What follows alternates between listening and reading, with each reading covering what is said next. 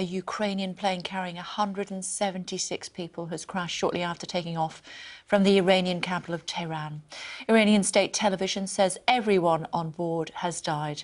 In the last hour, Ukrainian International Airlines said it was suspending flights to Tehran indefinitely and that the plane passed its last technical service 2 days ago. A radar of the plane shows its flight ending shortly after taking off from the Imam Khomeini International Airport. And let's get more information, should we? Our correspondent, our Sky correspondent, Emma Birchley, is with me here in the studio. All souls lost. Yes, and we're getting more detail about who was on board. So we knew that it was 167 passengers and 9 crew members.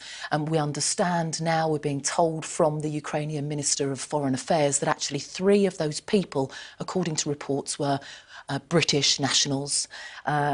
82 from Iran, 63 people were Canadian and 11 Ukrainians, 9 of whom were made up of that crew. Now, the reports are that this was some form of catastrophic mechanical failure. But what we have heard now from Ukrainian International Airlines is that just 2 days ago, this aircraft, this Boeing 737-800, actually passed its technical service.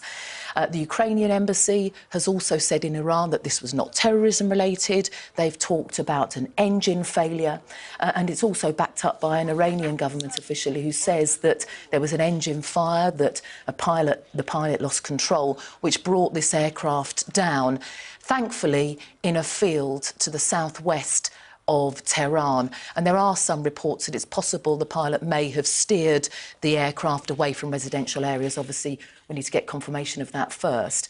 But no survivors. The emergency services had gone there, hoping to find survivors, but the ferocity of the fire meant that that wasn't the case.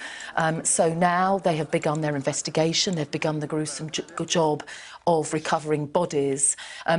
The airline itself has said that they are carrying out a thorough investigation with support from all sides, as you would expect. They're contacting relatives and providing support for them. And that airline saying that they've suspended all flights to Tehran indefinitely. And we are actually getting a little bit more detail now about who was on board. So as well as the 3 British nationals, we're told, the Iranians and Canadians and Ukrainians, we've got 4 people from Afghanistan, 3 German passengers, 10 who were Swedish, and then, of course, those 3 British passengers.